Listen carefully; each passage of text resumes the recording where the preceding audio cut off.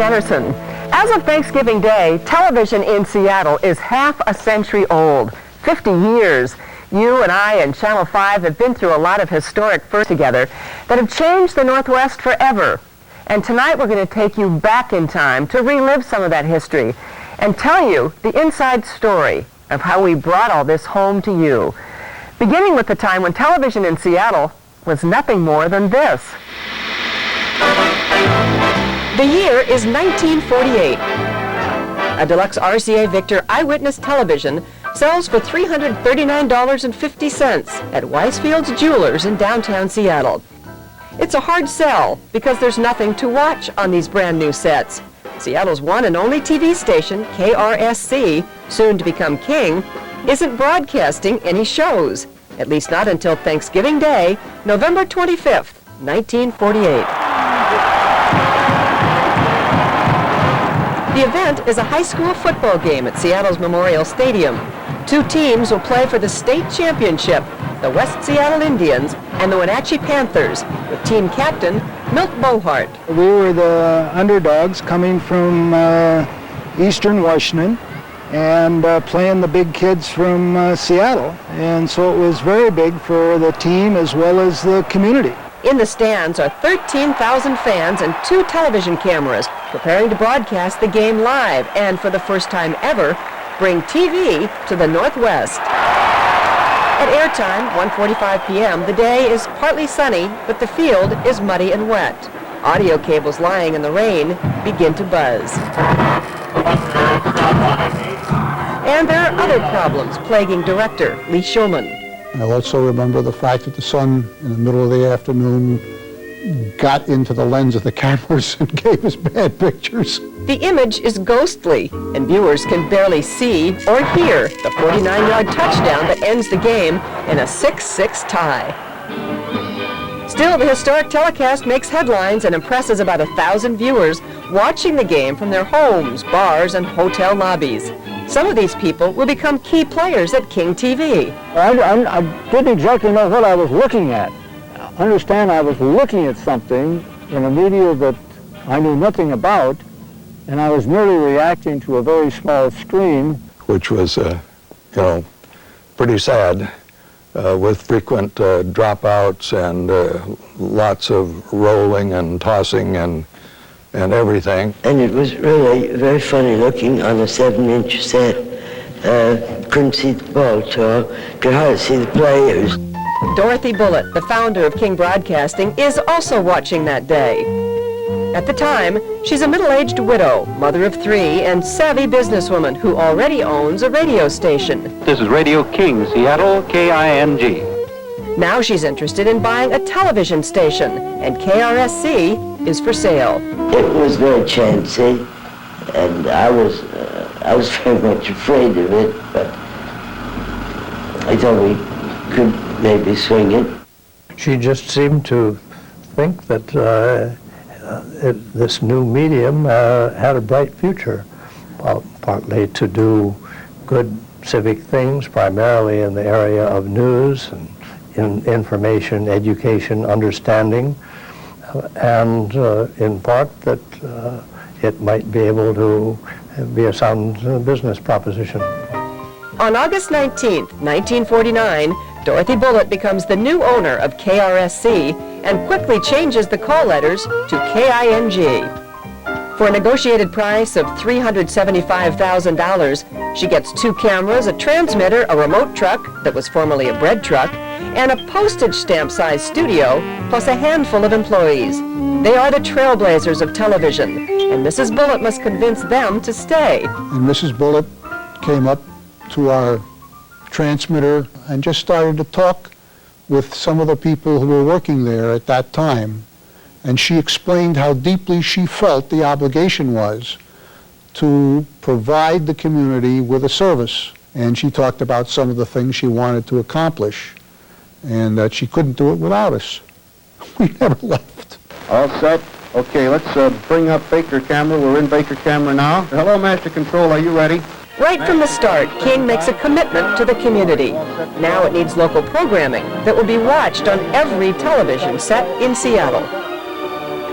Surprisingly, it's not an outrageous goal, thanks to a timely decision by the Federal Communications Commission, the government agency that grants broadcast licenses.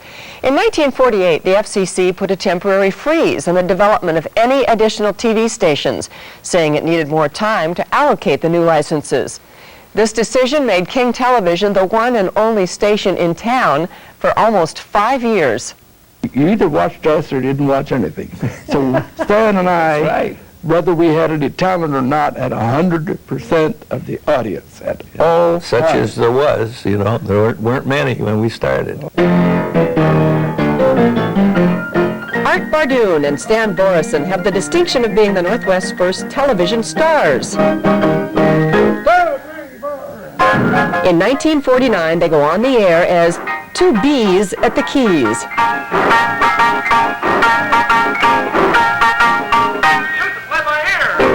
The two B's, Bardoon and Borison, are actually a couple of college guys with talent. The kind of talent King TV is searching for. They sent out to the university, said, send some talent down, and Stan and I got picked. It was the discovering of talent and exposing it, because they had no other way of being exposed. You don't expose talent through print media. You have to do it so you can see it and hear it and listen to it.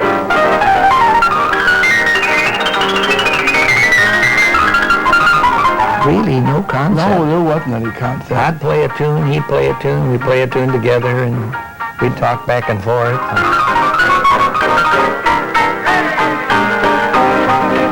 The other part of that talent quest was happened with B. Donovan, who for years and years did the cooking show every day, 5 days a week on the station. She was just wonderful. She had that personality. And if you've got it, you've got it. Lydia and I were talking this morning about all the things that cheer will do for you. Do you hear them going beep, beep, beep, beep, beep, beep, beep, beep?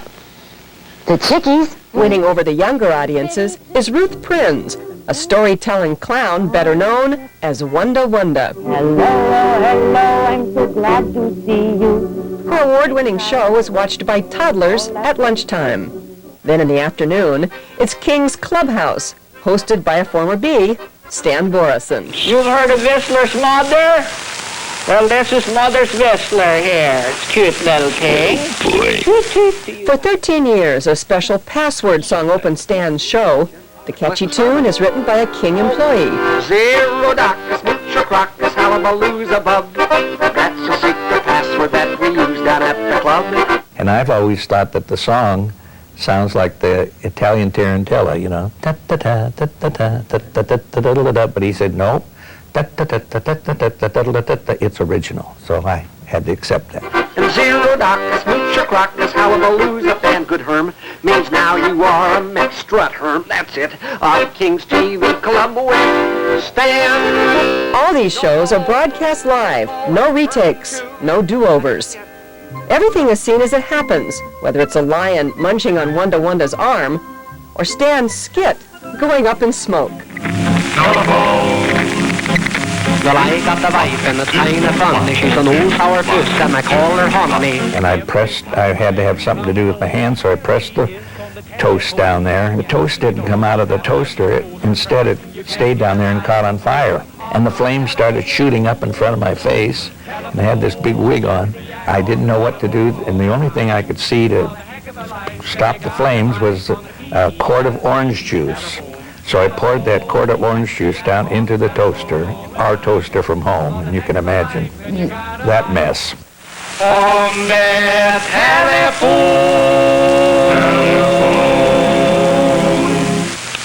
And so indeed what you did was live.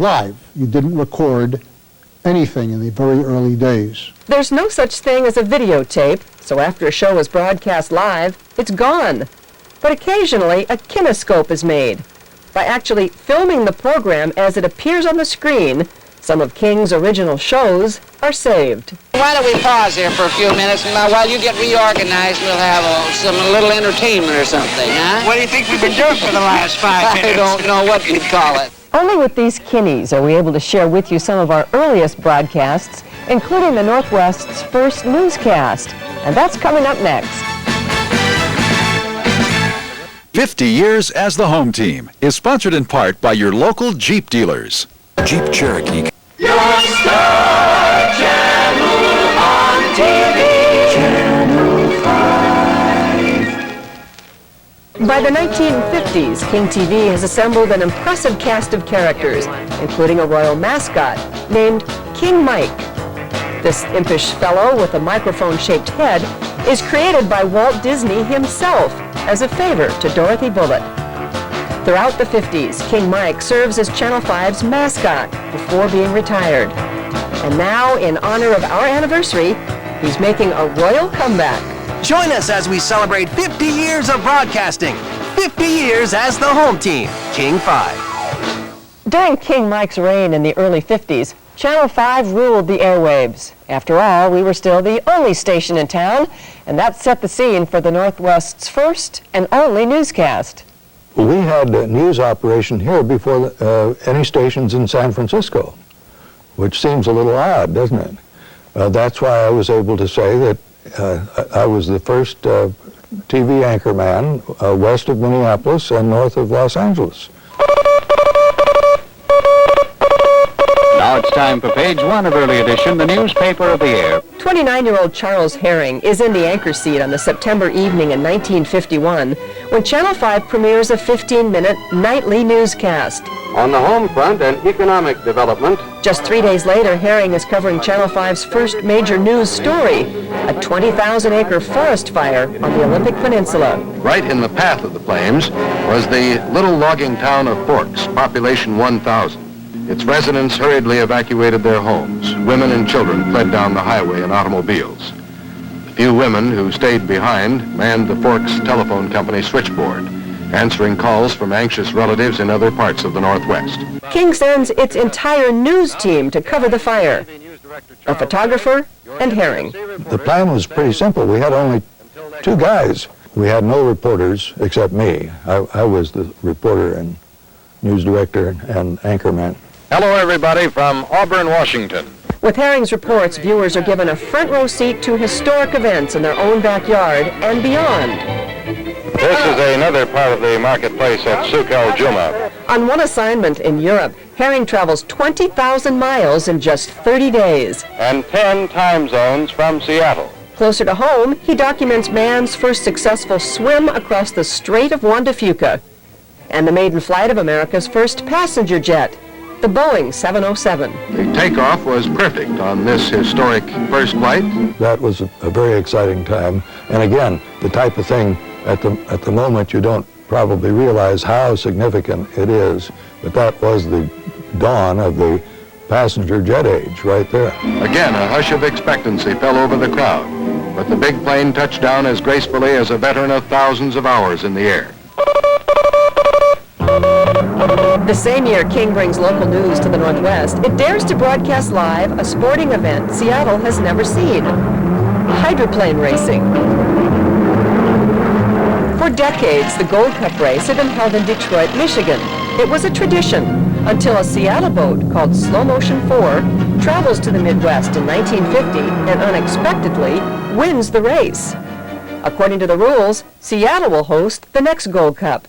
Just for us in this territory, we're taking on a major league city in Detroit for a Gold Cup, which they felt that they owned, and we wanted to take away from them. That was always the basic conflict. King 5 sportscaster Bill O'Meara is on board to call the race, but first, director Lee Shulman has to figure out how to televise an event that he and Seattle have never seen before. I felt like a scientist who was sitting down with a problem. The idea of placing a submarine in the middle of Lake Washington with cameras mounted on its periscope is briefly considered. Instead, cameras are strategically placed on barges, one equipped with the nation's first 40-inch telescopic lens, specially built by King engineers. And that made it possible to see pictures of that race that never would have been possible otherwise. On race day, 100,000 spectators line the shore. Thousands more are watching at home as Bill O'Meara gives his play-by-play. Now, let's see how they go through that corner for the first time. Very dangerous course, 3.5 miles, capable of a lot of speed, but swells coming off the ridge, so it was heaven and hell at the same time. In the third lap of the third heat, it is hell as a boat from Portland crashes on the south turn and sinks. They went in, and the boat never appeared again. And nobody had any idea if the driver was alive, dead, or what. So I went to my knees and said the prayer. And I just responded as a director to what he was doing, and we slowly panned the cameras up into the sky. I said the Our Father, and from that time on, my sort of history. That's how it happened. It was a remarkably wonderful, emotional moment. The boat's driver and mechanic are killed. They are the first fatalities in Gold Cup history. And so after you pan up and you do this, and you cry, your emotion says, now what? So you go back to the camera and you do what has to happen. In the end, Slow Motion 5 is declared the winner, and the Gold Cup stays in Seattle for another year. Hydroplane racing was the first of many historic events King would cover live. And as you'll see next, not every telecast proceeded as planned. Coverage you can count on from King 5 News, tonight at 11. You're looking at a live picture where a Metro bus crashed off the Aurora Bridge, killing 2 people, injuring dozens of others. The driver was shot by a passenger. He lost control and sent the bus plunging 50 feet over the edge. It struck an apartment building before coming to rest. Many questions remain about what led to the shooting and who the gunman is. Full coverage of the search for answers and how survivors are doing tonight on King 5 News at 11 o'clock.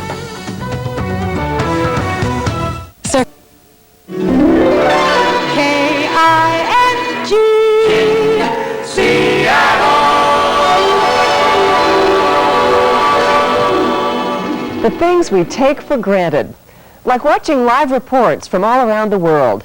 In the early 50s, it couldn't happen. We didn't have the technology to broadcast events live from outside our state.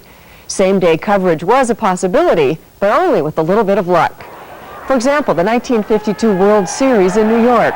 Channel 5 viewers were able to watch it, but only after King had the game recorded on kinescope in Chicago, loaded into a plane, flown to Seattle, tossed to a waiting police car, and with sirens blaring, raced to the station where it finally went on the air that night. Thankfully, there was new technology on the horizon that eventually put an end to those exhausting relay races. The coaxial cable, it's beginning to connect cities on the East Coast with the West, but it has yet to reach Seattle. Meanwhile, the 1952 Republican National Convention is about to convene in Chicago. Never before had all corners of the United States witnessed such an event together. With King's insistence and funding, Seattle is linked to the rest of the country by cable in the nick of time. And in July 1952, the Northwest watches live as Dwight D. Eisenhower is nominated for president. I accept your summons. I will lead this crusade. Seeing a candidate's mannerisms and characteristics like this is a first for the Northwest. Oh, absolutely. Up until that time, it was just the trips that the candidates would take around and make their speeches. When you're covering a convention, you have a greater access to the individuals. The coverage is must-see TV and reportedly causes a shortage of television sets in Seattle. When Eisenhower begins his presidency, some 17 million U.S. homes have TV sets. About 250,000 are in Seattle. It is the year channels 11, 13, and 4 go on the air, so King now has competition. But it soon has reinforcements. KGW-TV, a sister station that Dorothy Bullitt purchased in Portland, Oregon. At the Columbia River, the two teams join forces to cover the first flow of water over the Dalles Dam. Well, let's go around the floor to the news director of KGW-TV in Portland, Oregon, and an old friend of all of our Seattle viewers. Right on top of the spillway, Dick Ross. This afternoon, I'm speaking to you from the top of the spillway. The fact that this was shutting the Columbia River off, cutting it in two, as it were, this was historic in itself. And I remember so vividly that we were thrilled to be able to get the pictures of the first water that went over the top of the dam. How about it? We'll give the man the signal and open the gate. And here the water comes, and this is really a tremendous and exciting event as the last spillway is activated. And the reason that our station in Portland and we had wanted to do this was, again, something that hadn't been done before. Did anybody care? Yes, they did. Not every King broadcast goes off without a hitch. When Russia launches the world's first man-made satellite in 1957, King and KGW cameras are pointed skyward. They're trying to bring viewers a live look at Sputnik as it orbits the Earth. We're doing everything possible so that you and we will have a chance to see this modern phenomena of the 20th century. Scientists thought they'd pinpointed the exact time when Sputnik would pass by this vantage point in Oregon. Here in Portland, our transmitter was located way up on Skyline Road, very high, far away from the city, and therefore the opportunity to get a picture of Sputnik flying through the air was really just a wonderful opportunity, we thought. Well, golly, let's go outside and take a look and see if we can see it. But as the minutes tick away, it becomes painfully clear the conditions and the calculations are a little bit off. Let's continue to keep our observation here, and for the moment we'll go back inside to Dick Ross. Well, I don't know. We haven't seen it, but we sure tried. And we didn't get a picture at all. Yes, we were sorry we didn't see it. But, so get on with the next one.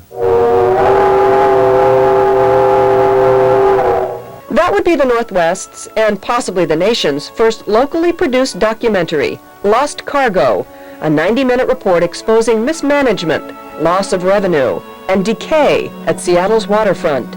In our own blunt language, here is what the waterfront men generally feel has been the reason for woe on the waterfront. 1, a port personality with B.O. Lost Cargo unmasks a problem at the port that can no longer be ignored, and the Seattle Times praises the documentary as the most ambitious project to date. The choice, this or this, is ours to make. Eventually, Seattle voters did pass a $20 million bond issue to improve Seattle's waterfront, and many credited Lost Cargo for initiating the change. It was the first of many King 5 reports that would inspire new laws both locally and nationally. That's coming up, along with another landmark broadcast from the World's Fair. There's nothing to pay. TV is free. Let's keep it that way. Channel 5. In 1962, Seattle's skyline changed dramatically with the completion of the Space Needle, towering 605 feet over the city. It was the main attraction at the World's Fair, which was officially called the Century 21 Exposition. And of course, King 5 was there. This is April 21st, opening day of the exposition, which has been in preparation for 7 years. When this thing started, I think a lot of us were skeptical. You know, they're never going to put this together. But by golly, they did put it together. Now let's get down to cases as we show to NBC's Frank Blair at the south entrance to the fairgrounds as the gates are open to the public for the first time. And I think we were all bursting with so much civic pride that the buttons were popping off. You think it's going to be worth it? Oh, boy, was it worth it? I'll say it is. Why, this is exhilarating. I'll tell you, this is just wonderful just to be here. For 6 whole months, King TV is set up at the World's Fair, showing everything there is to see. It's had the whole city of Seattle goggle-eyed for nearly a year. From the Space Needle to the Gayway. Remember, this is 1962. This is a fairyland far removed from the mood of the more serious exhibits that are found in many other parts of the grounds. Like the home of the future, with its predictions of things to come. Imagine a home computer for all sorts of record keeping. Now this is the summer when you can come to Seattle and see the world. From an anchor desk located in what is now Key Arena, Charles Herring shares news from the fair with an international audience via the Telstar satellite. This broadcast was the first time that a television signal had been sent from the United States to Europe. That was undoubtedly the biggest audience I ever spoke to. It's another eye-opening view of our world of tomorrow. Just 4 years later, the Northwest and America get a bitter dose of reality. I think it's time we stop. Children, what's that sound? Everybody look what's going down. 200,000 more American troops arrive in Vietnam. As the war intensifies, so does opposition back home. There's battle lines being drawn. They're called peaceniks, and they're marching through the streets of Seattle in protest of the war. This isn't the war that's declared, but guys are dying, right? Right, and they shouldn't be. They shouldn't be, but they are. This is the fact. So far, it's the younger generation that's speaking out against the war. That is until Stimson Bullitt delivers a bold editorial on King TV. Somebody needed to speak on it, and nobody in the establishment had spoken out against it. Stimson, the son of Dorothy Bullitt, is the president of King Broadcasting when he goes on camera and explains why the United States should stop bombing North Vietnam. It is the nation's first televised editorial against the war. I was astonished by the passion of the response, much greater than I expected. There was a firestorm, and ironically, it was both ways. Made so many mistakes, done so many dumb things, wasted so much time. This was one of the few things that was worthwhile and that worked, that it was effective. Come on, people now, smile on your brother, everybody get together, try to love one another right now. That editorial just might have generated the most response ever at King 5. But giving it a run for its money were several King 5 news reports from the 70s. The billboard reads, "Will the last person leaving Seattle turn out the lights? It's a sign of the times." Boeing has laid off workers and unemployment in Seattle jumps to 12%, the worst in any city since the Depression. While the city remedies its economic woes, disco, polyester suits, and streaking liven up the 70s. The following program is brought to you in living color on NBC. Everything on TV is color now. Gone are cigarette ads. Congress bans them from the airwaves in 1971. Saving the whales is a hot topic that becomes life-threatening on King 5 News. Well, I didn't know it, but I drove the whale catchers crazy with anger. For example, they don't know how many whales there are out there in the Puget Sound. On a summer day in 1970, King 5 investigative reporter Don McGaffin is covering the capture of whales near Whidbey Island when he reveals a disturbing fact. Several orcas have died during these roundups. The next day, the whale catchers are outraged, and when McGaffin returns to the bay by boat, he becomes their target. They're going to try to throw up some waves or swamp us, I guess. We saw them, and all of a sudden, all 5 charged at us. Well, they almost tipped us over, and that was the idea, to tip us down. That terrified me. And I must interrupt because now there is another boat coming at us from the rear. Frank, here comes another boat at us. This alarmingly close call does little to stifle McGaffin. Instead, he strikes back with more reports. And I pounded at whale catching for the next 4 years. And finally, we got the state of Washington to halt all captures of killer whales. A year later, his story about one local girl changes the nation. It's probably the most devastating film ever seen on television. During a visit to what's now Children's Hospital, McGaffin is shaken by the sight of this small patient. Her name is Kim. Kim, Can you sit up, sweetheart? And there she was, 4 years old. She burned from under her chin to her ankles. She was a cinder, and she was going to die. The cause of Kim's head-to-toe burns is a nightgown that too quickly went up in flames. Doctors and nurses tell McGaffin it is a common occurrence. All of our bad burns in probably the last 6 months have been from cotton nightgowns. Kim's story is terrifying and needs to be told, but it will break the rules. Ow! Ow! Even today, the pictures are hard to look at. As you know, you cannot show a picture of a naked body. You cannot show an injured body in a close-up shot. Well, we violated every one of those rules. Did that sting a little, sweetheart? The story airs at the top of the newscast for 30 emotional minutes. That's the girl. We'll help you. Thousands of letters are sent to the Secretary of Commerce, Pete Peterson, in Washington, D.C., prompting him to watch the special report himself. And he watched that and cried. Turned out he has 2 little girls, same age. And 2 weeks later, he signed the first, historically, the first laws, so to speak, of flammable fabrics. We were all very, very proud of that. And McGaffin told us that Kim did survive her injuries. Also receiving national recognition in the 70s was Channel 5's How Come?, a children's program with host Al Wallace. And we're going to see some talented rodents performing daredevil feats. And that's just the beginning today on How Come? And in 1974, before there was a Donahue or an Oprah, the live talk show Seattle Today premiered on Channel 5.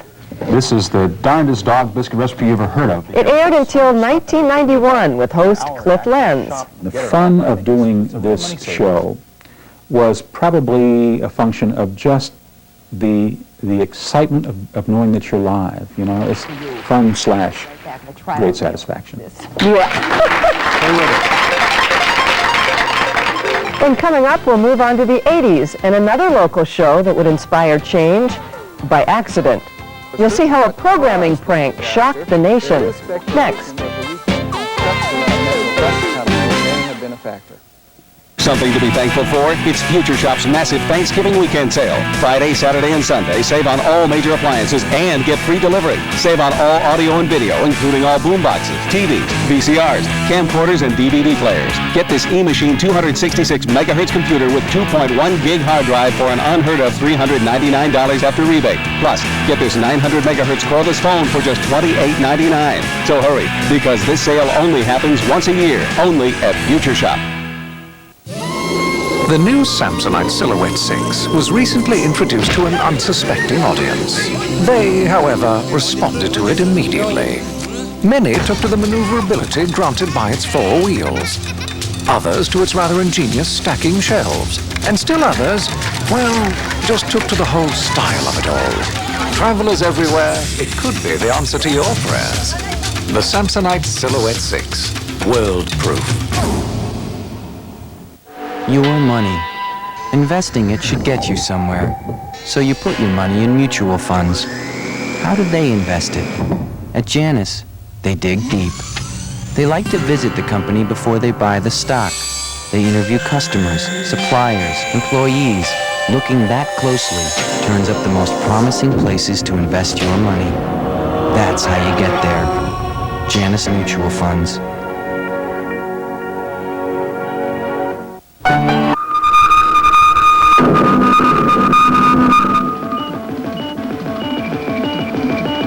The 1980s begin with a bang in the Northwest when Mount St. Helens erupts. On a Sunday morning, May 18, 1980, a suffocating blanket of ash covers the area while mud and debris choke nearby rivers.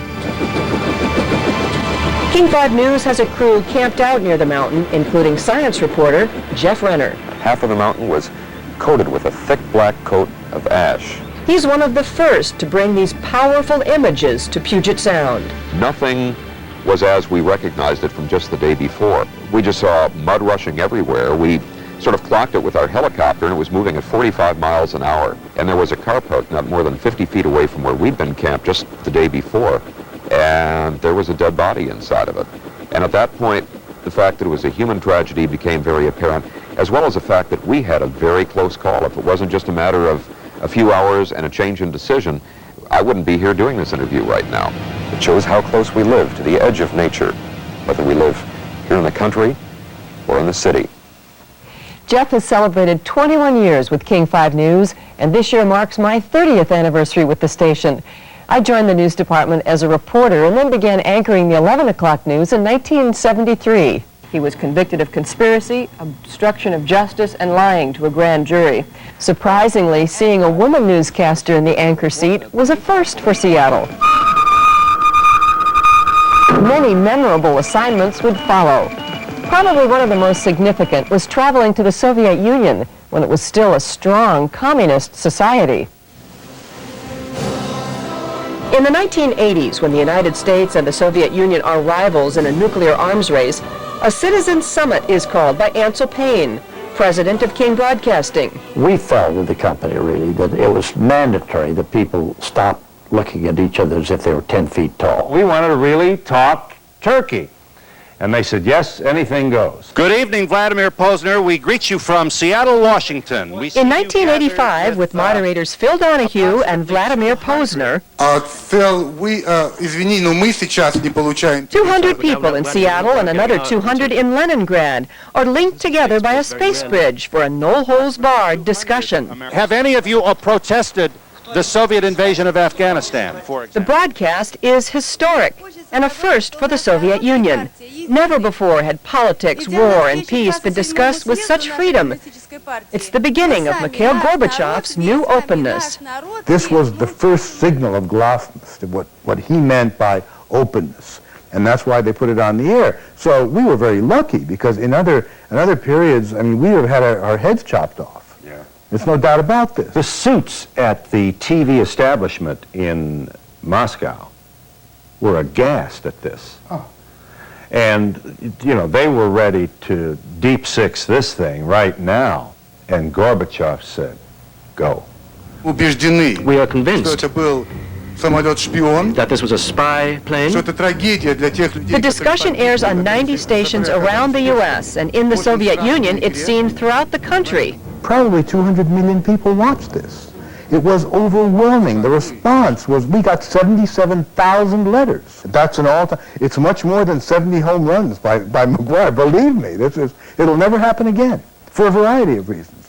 So the event itself just was the thrill of a lifetime, the thrill of a lifetime.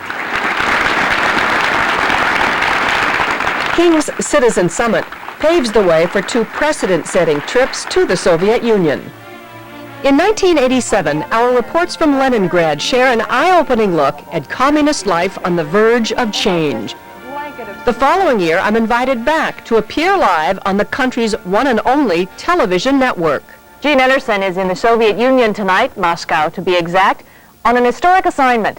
The producers of a news and information program have asked for a daily commentary on Soviet life from Gene, the first American journalist ever invited to report directly to Soviet viewers. The commentaries air uncensored, as promised, 4 out of 5 times. Banned from the airwaves is my report on the Afghanistan War. It is never seen on Soviet television. They said they thought our story would cause the Soviet viewers pain, and they didn't want an American journalist to be the one who reported it. In every other respect, our relationship with Soviet television has worked beautifully, about which we can talk a lot when I get home. I'm looking forward to seeing you all on Monday. Goodbye from Moscow. Throughout the 80s, King continued its commitment to local programming by premiering a variety of original specials and shows, including 2 local programs that are still on the air today. More. Look, that's good. That's good. Don, where are you? During the Reagan administration, when Cabbage Patch Dolls, Michael Jackson, and Miami Vice are hot, Yeah, I got the clothes, we got the gun, we got an earring. Almost Live premieres on Channel 5 with host Ross Schaefer. Welcome to the show here. And it basically was patterned, the original show was patterned after the Letterman show. They had a live band, they had guests, and they did little comedy sketches. Burger loaded! As Almost Live evolves, it becomes a showcase for local talent, including a science guy named Bill Nye, who makes his television debut with this experiment that mixes liquid nitrogen with marshmallows. Bill, you're not going to put that in your mouth.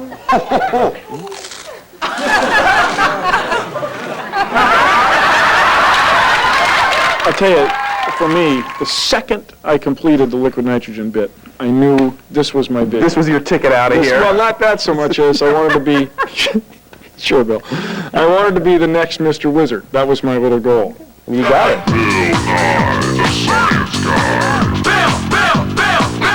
As for the future of Almost Live, in 1989, Ross Schaefer makes a hasty exit. Thanks very much. Enter John Keister, hosting a revamped show with more comedy sketches than ever before. Ha! The joy buzzer! Ha ha ha! This leads to Almost Live's notorious April Fool's fiasco. It happens when the show is suddenly switched to a new time period. And so we swapped places with lifestyles of the rich and famous. So what you had is you had a bunch of people, mostly elderly, tuning in to look and see lifestyles, and here came the show, and all of a sudden it's interrupted by this news thing. Good evening. Approximately 7 minutes ago at 6:53 p.m., the Space Needle collapsed. Even though the pictures are fake and the witness is phony, it was like somebody just kicked the bottom out from under it. The prank is taken seriously throughout Seattle. What we ended up doing, and we found this out very quickly, was that we had flooded our switchboard, flooded the Space Needle switchboard, and more alarmingly, we had shut down the 911 lines in Seattle. And on behalf of everyone at Almost Live, I want to apologize. The upshot is that as a direct result of that, there is now a federal law on the books making it illegal to broadcast practical jokes and pranks that could be injurious to the public or something like that. Green River Dance. Today, Almost Live still has people talking and laughing with its award-winning humor that targets just about every community in the Northwest. Welcome to the Ballard Driving Academy. Thank you. All right, now before we start, please adjust your seatbelt.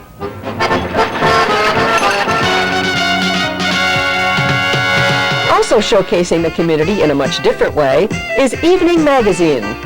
In 1986, when Microsoft stock has just gone public and there are only 6 Starbucks stores in existence, Evening Magazine goes on the air with hosts Brian Tracy and Penny Legate.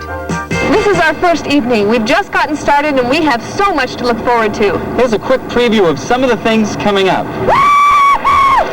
While most local shows are stuck in a studio, Evening Magazine travels to places throughout the Northwest and around the world, rarely explored by television cameras. Are you sure you want to do this, Tom? By sharing record-breaking moments and unforgettable firsts, Evening Magazine becomes the highest-rated, locally produced magazine show in the country. Every child that comes here receives a double dose of love. Approximately 7,000 stories after its premiere, Evening Magazine experiences its biggest change. Right about now, you're probably saying to yourself, hey, who's the new guy? A new host, John Curley. This really isn't so bad. I mean, who dares to go where most TV hosts have not gone before. The fact that we're 56 stories above the Earth's a bit disconcerting. 56 stories above the Earth!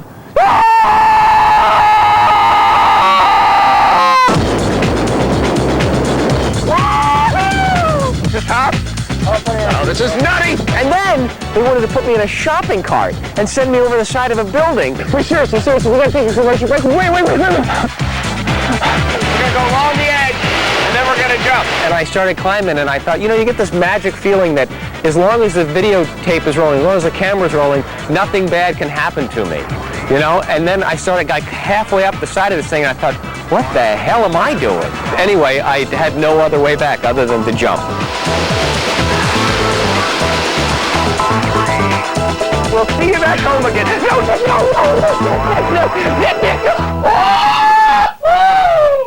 You can see Evening Magazine weeknights at 7 on Channel 5 and Almost Live every Saturday night at 11:35. Hi, from Seattle, it's almost New Year's. Both shows have given birth to many primetime specials on King, including Evening Magazine's Best of Western Washington Viewers Poll, Great Escapes, and a new weekly travel show, Northwest Backroads, with host Grant Goodeve. So what's ahead for you in King 5? Coming up, we'll take a look at the future and new technology that could change forever the way you watch TV.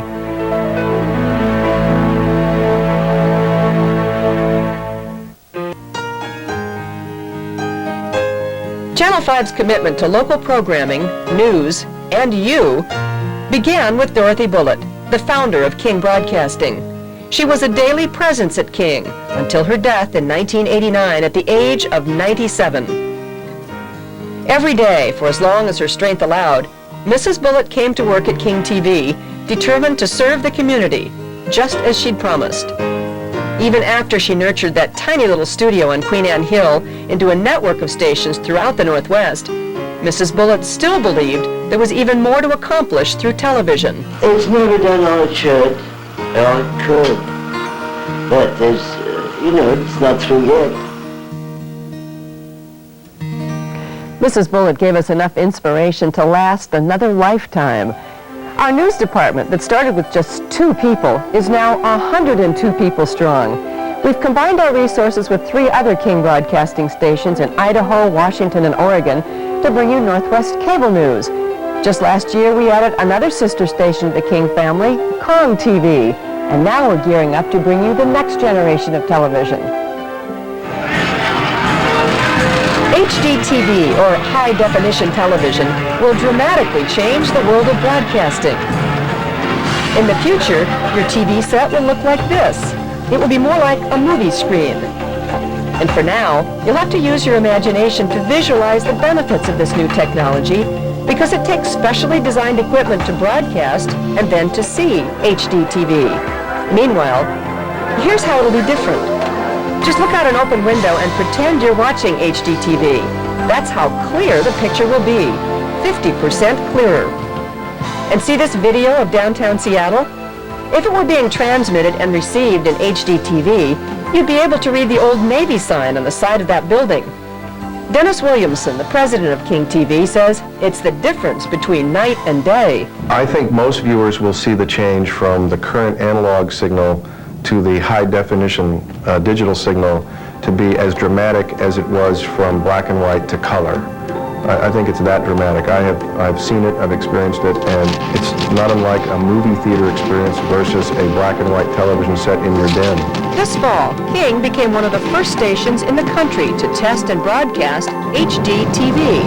And when John Glenn made his historic return to outer space last month, we also made history by carrying the liftoff live on HDTV.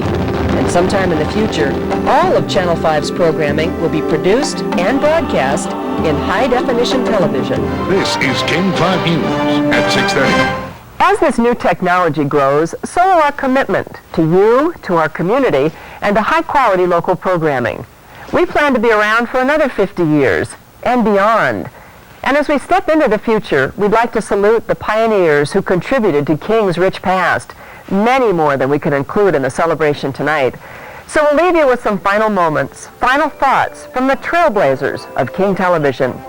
Good night, and thank you for joining us for this celebration of 50 years as the home team.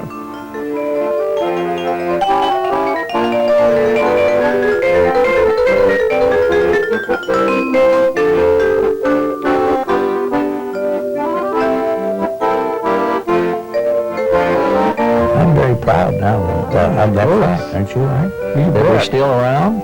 Yes, and you don't look a day older. How do I look? You're not a day older. Oh, thank you, Steve. We lie a lot. Yeah, we do. We always did, though. It was the absolute ultimate. All aimed at one thing: entertain the people at home. And believe me, those people at home have been so kind to Bill and Mary that I really can't find words other than just say thank you from the bottom of my heart. And I try not to become more than tremendous tribute to the many men, the many women who gave birth and created this station. There is nothing better that we can do than to say thank you.